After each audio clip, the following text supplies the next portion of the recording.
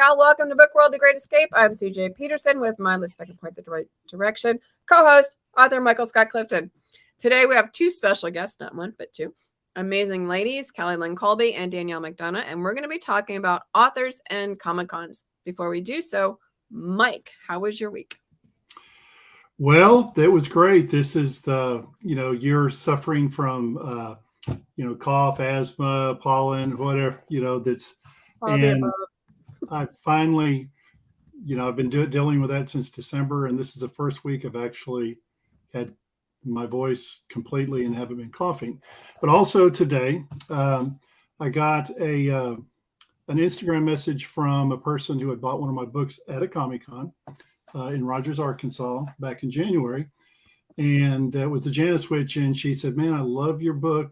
I'm going to give you a great review." And then she wanted to buy one of my bookmarks, which we make custom-made bookmarks for my books. So, it's always, as we authors know, those personal messages and reviews from people that love your books and give that feedback to you.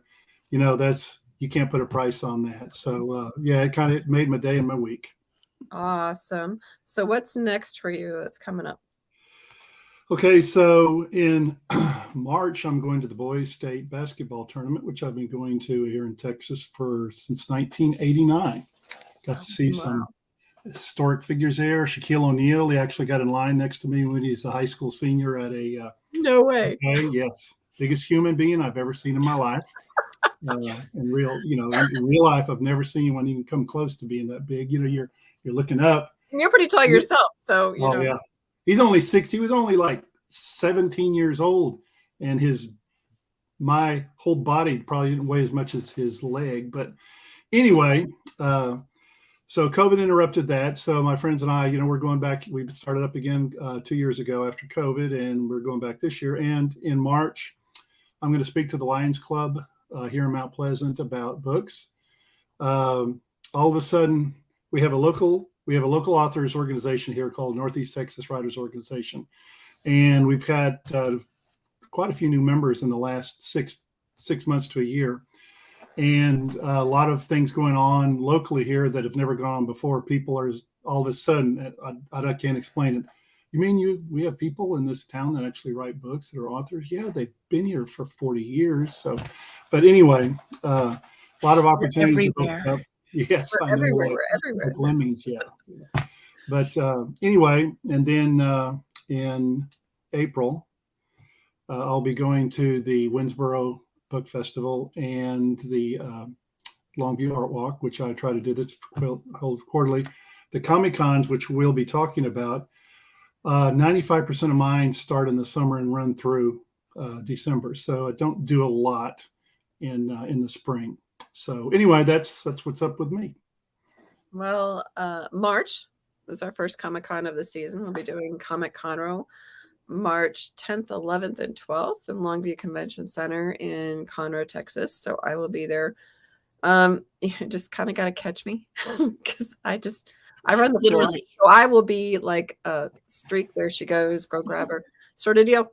Or, hey, CJ, just yell. And I'll be like, I'm over here somewhere. Find me. Take pictures, get it up online, have fun. Well, also Texas Sisters Press is going to have a table there, so my sister is going to be there to run it. So she will be there with her books and my books and the Texas Sisters Press's books. So it's pretty exciting. And then in April we have the Chautauqua Festival, and then in May we have Kilgore Geekend. That's it for the moment that I'm sharing. I am going to be able to cover Fan Expo Dallas in June. I am like super, super excited for. I'm covering it for Magic Making Mischief.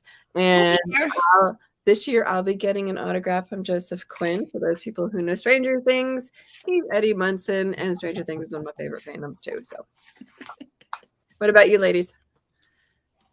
Well, we'll be there at Dallas Fan Expo too. Oh, really? Yes. So we've got like 3 tables. We've got a huge thing set up. So we're really excited. Let me know where you are. Let me know where you are when you figure out where you're at. Yeah, as soon as they let us know, I'll let you know. So we're very excited. I'm applying for panels too. So hopefully we'll get some panels. We got some last year, so that'll be fun. Which is great exposure, which we'll talk about in a minute. Danielle, what about you? I'm not doing Fan Expo this year, but I am doing the Arlington Comic Con in April, and there's a one called LitCon that I'm actually doing in March. So coming up next month. I do have a couple other events going on, a couple school events and stuff going on in March as well. So I've, similar to Mike, I'm not super busy in the early spring, but it's starting to pick back up as we get towards summer. So I'm looking forward to having lots of events and lots of stuff going on. Cool. Well, today we're going to be talking about authors and Comic-Cons and what the two have in common. Well, all four of us that are here are actually, we're kind of geeks anyway, but we're Comic-Con people.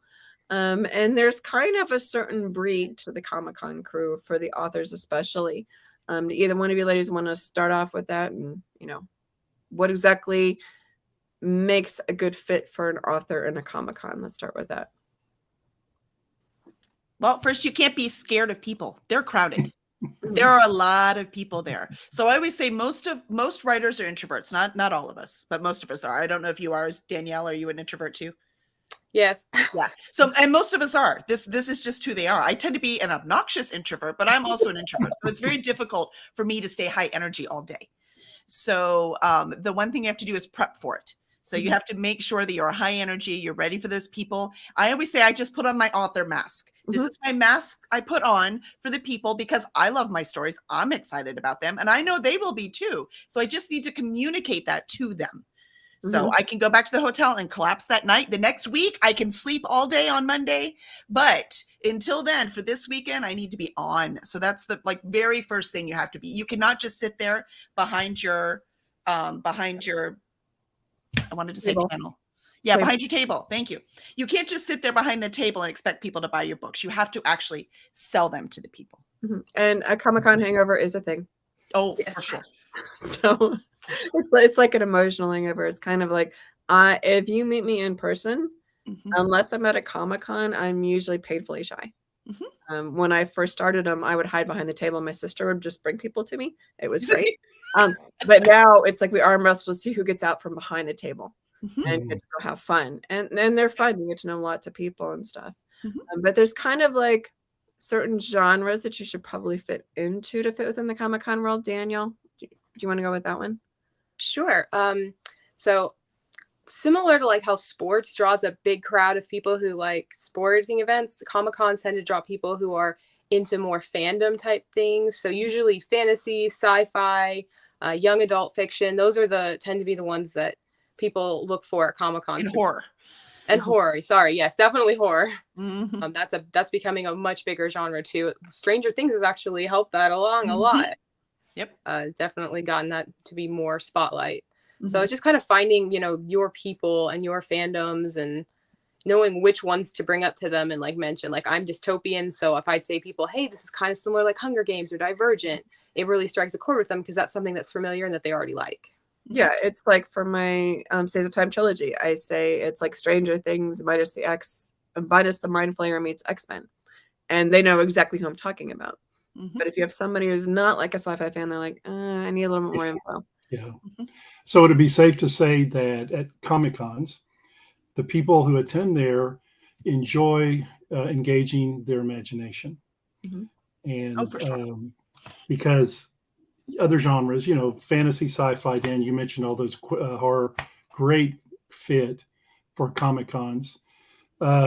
Which brings up the question, I think maybe that was something else that you might have been leading up to, CJ, is what genres would you say, if you were being totally honest, aren't really a good fit for Comic-Con? Well, I don't know if I would say one is not a good fit, but I agree with Danielle with the ones she say are a good fit. Because what I will say about the Comic-Con crowd is they tend to be a higher percentage of readers than you get. Like, let's say you go hang out at the mall and try to sell books. Introverts, I mean.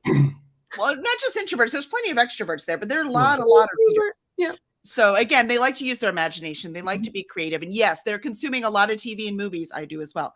They also do, but they're also consuming, and all of that consuming, they're also consuming books. So there's a much higher percentage of readers at a Comic-Con than there will be at, we've had pretty good success at like farmers markets, but the percentage is tiny of readers compared to a Comic-Con. So that's the kind of thing that you want to look at. But I agree, sci-fi, fantasy, and horror, those are really the main. And you need to know exactly where you are. Like when I said, oh, we have fantasy romance, and they're like, oh, we love romance. How spicy is it? Like you have to know exactly where you are, so they know exactly what they're looking for, right? So that's another thing too. Yeah, and it's like when they come to the table, a lot of times I'll ask them, I'll say, "Are you a reader?" Because I want to know, are you a reader first of all? Because if not, then you might want to head down the row. The other question is always like, what do you like to read? So a lot of times if I'm at a Comic-Con or a book show or something, I'll go around to the different authors and say, hey, what's your genre? So that way, if it's not one that I have, I can send them over because I'm not going to want to talk to them about my books if they don't match me. Right. What you said, Kelly, about getting out, and I guess that's what you're kind of following up on, CJ. When I first started doing these Comic-Cons, I just stood behind the table. I don't know if I'm an introvert, but I'm not someone that's going to rush up to you and shake your hand or something like that if you're a complete stranger. But I learned that if you're going to sell books at a Comic-Con, if you want to sell a lot of books, a lot more than what you would normally sell, you do have to engage the people. Now, I would say conservatively, this is just for me. I do very well at Comic-Cons, and at least half or more of the books that I sell are people that would have walked by had I not said something to them. Like you were saying, CJ, hey, do you like to read? Yeah, I do. Well, what's your genre? What do you like to read? 95% of the time, they're going to say science fiction, fantasy, horror, something like that. And then, you know, well, by strange coincidence, that's exactly what I write.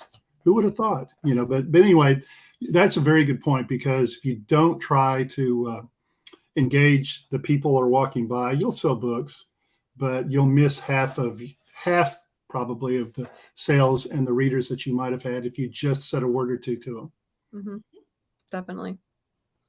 And in going with that too, it's like you have to have conversations with them. I know as an introvert, that's a terrifying thought. But Kelly's right. You have to know what's in those books. So for example, we have the Texas Sisters Press books. I need to know what those are so that I can refer people to them. Sorry. Illness gets us all. I know, I'm trying. So it's a good chance to practice your elevator pitch. Yes. On your books. Yes. And you'll figure out when you get it right, because you'll start to sell more books. It's amazing. It really does work. Mike, do you have a trick, Danielle, you use? I'm sorry? Do you have a trick you use? I give away bookmarks.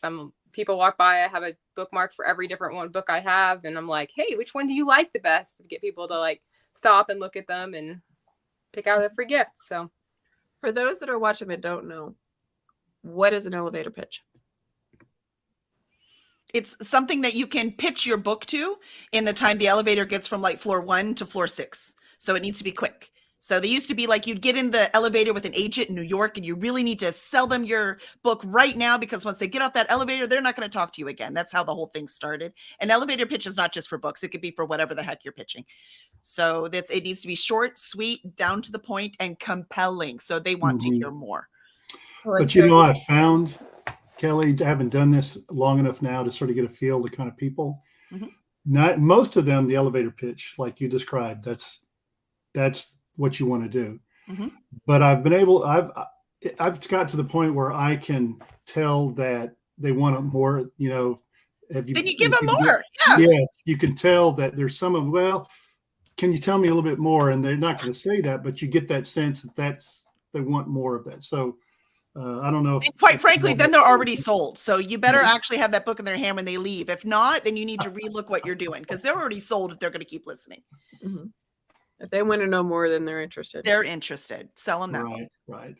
So some tips and tricks for those authors that are potentially going to be going to Comic Cons. How do you get like the word out?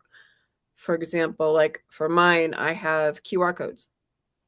So they can just click on the QR code and then they can like sign up for my newsletter. Right. And you won't have to decipher handwriting. That's one. Any other tips that you guys can think of? Part of the reason I give away bookmarks is because it doubles as a business card. It has my website on it, so they can always find me. And they can also, I tell them that they can read the first couple of chapters on my website for free. See if they like it. It's a little sample for them. Very good. Kelly? I like to decipher handwriting. I put out a sign up list. And I do that on purpose because half the time when people click, they're either not going to follow through, they're at a con, they're not interested, or they're going to not do it and just say they did, right? Or all these kind of things. But if they're actually interested enough to write down their name and email, then I've got them. So then I have them. So I still do that. There are some things that just work better for me anyways, the old fashioned way. And that's one of them. I have a sign up list. It's surprising how willing people are to sign up for it, especially since you sign up, I'm going to send you a link, you get a free book. So it makes a difference. Sometimes you can do like a giveaway where they have to put their name and their email address, and they have to make it legible because you have to be able to the email list is to me, it's what, like you're saying, Kelly, it's great. You have that out there, and they 90% of the time I've found that you don't ask them, they just go, they see it and they go ahead and they write their name down. But like what CJ is saying too, I've tried as well. Audiobooks, you have, if you've got audiobooks, you can do free give, you have free codes for 50 or more. You can ask for more once you've done that. And, something like, hey, would you like to sign up for a chance on a free audiobook? All you got to do is put down, your name and email address. And I try to tell them, because in this age of spamming, I don't send a newsletter out every week. It's maybe quarterly, or maybe, it's not, you're not going to be inundated with newsletter after newsletter after newsletter. So trying to make Who has the time? I don't know how they do that. Right? Danielle, she's like, I don't know, me neither. Yeah. I tell them, I'm like, I don't spam. It comes out every other Friday at 10 o'clock. Otherwise, you hear nothing from me unless you email me. Yeah, I send out once a month. I mean, I try really hard to send one out once a month. I'm like, I assure you, you're not going to be spammed by me. I don't have time. I tell them almost exactly the same thing. I also say I won't sell their information because I don't know anyone who wants to buy it yet. Right? Yeah. There you go. That takes more energy. I don't have time for that. I'm sorry. This is all I could do. But that's a good point, because we're talking about sales at Comic-Cons, and we do want to sell books. That's kind of the point. But the thing to keep in mind is this is not a money maker. A Comic-Con, our only goal is ever just to at least pay for that table, because breaking even is a whole nother ballgame, especially when you're traveling. Like, we're going to Jordan Con in Atlanta, we go to Dragon Con in Atlanta, we go to Superstars in Colorado Springs, so we travel all over. So if you include travel in that, it is really difficult to make it up through book sales. So talking about that's why we're doing it. We're doing it for that newsletter. We're doing it to get those new fans. This is a marketing tool. So you have to remember that too when you're doing this. Like, how much am I investing? What am I doing? You have to look at how many people buy books later, after, when you return from the con. What do your sales look like? Who has joined the newsletter? Who responds? This is a marketing tool. Exactly. That's a very good point. After Comic-Con, a lot. The ebooks versus the paperbacks. Same. That's one thing. And then the other thing is, a lot of times when they see you at multiple, they will more than likely come up and say, hey, I saw you at this, which opens up a conversation of, hey, do you know what I write? Do you know about my books? Let me tell you about my books. Breaking even is the goal. Yeah. We need to, as long as we pay for the table, what that tells us is it was worth it marketing wise. There was enough people who came, who were readers, who were interested in what we had, that this was a great place to market. So that's what we look for. So I have a question. It's a little bit humorous. So at your Comic-Cons, okay, when you get a person, I'm just asking what y'all, I know what I do, but when you get a person who comes up and who wants to talk, but they're not interested in buying books, but they talk. Meanwhile, people who were interested maybe inquiring about your books, they get, they're walking by because they see you're otherwise engaged. So these are not bad people, they're genuinely, but they definitely don't have they're not any interest in buying books, and they end up maybe telling you their life story. So how do you handle those kind of people? They're there. Danielle? Do you want to take this one? Oh, sorry about that. No, you're good. Yeah. What do y'all do in that situation with folks like that? How do you? Can you guys hear me okay? Yes. Well, I'll tell you, for me, I never go alone. So I tend to be the primary salesperson. Rejoin. Uh-oh. We can still see her. That's okay, Danielle. I'm going to go ahead and bump you out and you come on back in. I will say when I go, first of all, I never go alone. So there are always people that want to talk, and that's no problem. I mean, that's what we're here for. We're there to market. Sometimes I get people over that they're just out of money and they want to buy a book and they can't, right? They always join the newsletter and then they sit and talk. Right. And that's great. But like you said, people are passing by and I need to market. And so I always at least have my husband with me, right? My partner in the company, and I will hand them off to him and he'll take over. I'd be like, oh, that's awesome. You know what? Zapho had that same problem. And then I could talk to the next person, right? And so that he will take over the conversation so I can then talk to more customers. So we do the same thing. Just make sure you're not there by yourself. So you need a tag team. You need a tag team. We tag team. Don't go by yourself. I mean, what if you have to run to the restroom? I mean, you do not go. I've seen people go by themselves. Don't do it. Bring someone, even if like Comic Conroe, right? Because you have to be there during Friday and my husband's working. And so I bring one of my children along, right? I have a friend writers that I bring along. Bring someone with you. And then you can tag team. So you could just, it is pushing them aside. I'm sorry. I'd talk to the next customer. And when you're done with that customer, you can always help the next one. But you have the same thing. You're talking to a customer, you're ringing it up, and then someone else is interested. You need someone to talk to them now. So you definitely tag team. You need at least 2 people behind that table. Mm-hmm. Danielle, what do you do? First off, sorry about that. My microphone was acting up. I wasn't able to hear you guys. I'm sorry. So I'm not married, so I don't have the built-in person to bring with me, but I usually try to bring a friend. On the occasion that I can't, I use the bookmarks again, where I can still talk to someone and be like, oh, hey, would you like a bookmark? And try to kind of move around them to a certain extent to just, even that way, inviting them to even join our conversation if possible. And that kind of also gives the people the hint, oh, she is working, she's trying to get stuff done. But I do like to listen to people. I like to hear people's stories. A lot of people like to ask about writing and kind of share their ideas for what they would want to do at a book. And I definitely want to encourage that. So I try to be really patient, understanding, but also try to, continue to give attention to everybody who walks by. Same. Yeah. And I tend to be there representing my publishing company, not just me as a writer. So yeah, I get a lot of people who want to write, who also want to come up and talk.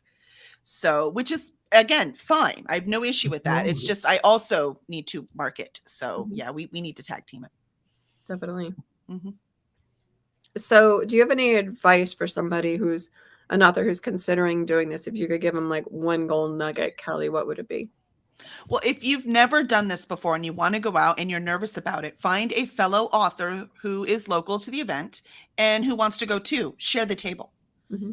So that way you can actually go, you're not by yourself the first time, you're going together. You've got something going. If you are just tired and cannot talk anymore, the other author can talk about their books, right? And you should know each other's books. You can sell each other's if someone has to run to the restroom or go eat lunch. Go with a friend, bring a buddy who is also a writer, so that you can just sit there and you can talk to each other too and make it through in a way that's enjoyable instead of just forcing yourself because they told me I have to do this or I can't ever do this and I have to do this and I don't want to be here. And so by doing that, it kind of makes it more fun too. And networking's half the journey here. Yeah, that's the other one. Sorry, I have one more golden nugget. When you're there, make sure you go to all the tables and meet every other author who's there. Because networking, this is not just marketing, it's also networking. And networking is half of your job. I don't care what your job is. That's not just writer. So go and meet every single author, give them your card, take their card, get to know them so that you can see there might be some other resources that are available that you can offer them and they can offer you. In doing that, sometimes what I do is a book swap. So I'll trade like one of my books, I let them pick it. And then I'll like Danielle and I have done that. Kelly and I have done that. Mike and I have done that. Yep. And then what I do when I go back home is my Comic-Con stash, which includes those books. So it sends it out to all my people that, hey, check this book out. I got this book myself. So you can also do some cross promotions that way. Well, it's good to, Melly and I, we've made some good friends at these Comic-Cons that live, all over the place. And we see them pretty regularly. I'm sure that y'all probably have the same. And it's nice to touch base with other vendors and authors and be able to catch up with them. It's part of the fun for me, of being at a Comic-Con. So yeah, I would recommend going to a small one first. Yes. Big ones. Yeah. It's a lot to take in if you've never been to a Comic-Con. I'm going to put that out there. It's a lot. Now, if you're a geek like me, I'm like, that was my place. These are my, I'm like, oh my God, these are my people, you know, and it's great. But if you've never been to one, it can be very overwhelming if it's your first one and if it's a big one. So I'd recommend to maybe go to a smaller one. Danielle, what advice do you have?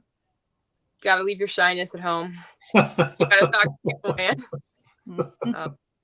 You know, even if you don't have like bookmarks like me, or you don't know what to say, you can definitely compliment. A lot of people wear costumes, talk to them about them, talk to them about their clothing, their costume. Most of them have made it. A lot of them are really proud of them. That's a great way to open doors at Comic-Con if you don't know what else to say. It's also a way to find out their genre, because chances are they're not going to be wearing something that they don't like. Exactly. Yeah. It's just a great way to get the conversation started. If you don't feel comfortable being like, buy a book, be like, tell me about you. Would you all say?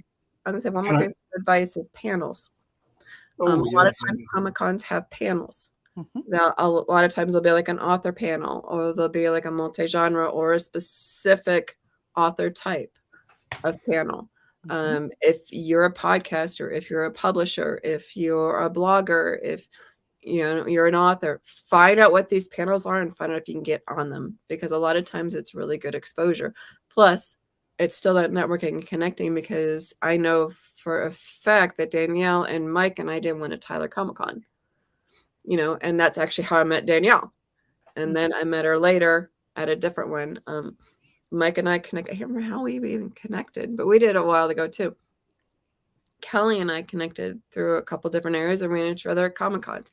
It's like Old Home Week, so when you can find somebody that you connect with, it's like, hey, these are my people, and you do a panel with them, it's going to help you to also open up more, especially if you're really shy. Yep, for sure. The last thing I was gonna, with the little time we have left, is would you all agree it's fair to say that not all Comic-Cons are created equal? There are some Comic-Cons that are better fit. And going back to what you said earlier, Kelly, some that would be great to go to, but you're not going to break even. And you have to make decisions based on, the distance, the time, and the type of traffic you're going to have. So I don't know that there's any magic, and whatever y'all can add to this, but I don't know that there's any kind of magic bullet on that. You just have to, like with CJ, you have to start. And then once you're into it and you've gone to several, you kind of get the sense of what's a better fit for you than it is for others. So would y'all agree with that? That you need to, that you just 100%. don't write down and go to every single Comic-Con. You got to pick and choose. Well, and if you have a bad experience, don't let that one kill the whole entire option. Some people are like, well, I had a really bad experience at Comic-Con. Okay, we'll try a different one. Obviously, that one wasn't a fit for you. Keep trying. You'll find it. You'll find your people. Yep. And look at the history of the con. If it's a brand new con, it's going to be a smaller crowd at first. But if you can get in early, right? So just consider that as well. Right, because there's this thing called returners. So if you are a returning vendor or artist, and that's the other thing, you don't have to have a vendor booth as an author. You can do an artist table, which is usually about half the price of a vendor. Right. So, but when you're in on the ground floor of a lot of cons, then guess what? You usually have first dibs the next year around. Yep. So consider that too. Lots of things to consider, lots of opportunities out there to explore, and you get to know some great people like the ones that are here with us today. I know, Danielle, we haven't met. Apparently you have to go to the Tyler Con, huh? That's right. There you go. Well, there's like location issues too. Yeah. I mean, we travel a lot. It's fine. It's all good. We'll get there. But yeah, Kelly and I have done multiple cons. Danielle and I have done multiple cons. Mike and I have done multiple cons, and it's fun. And just relax and have fun. Don't be nervous. Yeah. Honestly, the best thing for me was the Comic-Cons, because I was terrified at the book shows. But at a Comic-Con, I'm like, okay, these guys are fine. 9 out of 10 of them are geeks. I'm a geek. I own it. That's not a derogatory thing. That's why we write what we write. Exactly. So they get you. And that's the cool part of it, is they get you. So yeah, definitely branch out for it. So if you want to learn more about Danielle and her books, go to thelegacybookseries.com, THELEGACYBOOKSERIES.com. I'm trying to catch it as it's going off. We'll learn more about Kelly Lynn Colby. KellyLynnColby.com, KELLYLYNNCOLBY.com. Next week we have, oh, hold on, that's the wrong one. Next week we have coming on, oh, Mike, do you know? So many exciting things. Do we say, producer, author George. Producer George Dismukes. Yep. So he's sent me multiple books of his. So we'll be talking to him. So you get kind of a really cool, different twist and view by talking to an author/producer. So we'll see what we come up with next week. In the meantime, thank you ladies for joining us today, and we'll see you guys at a Comic-Con near you. Bye. Bye.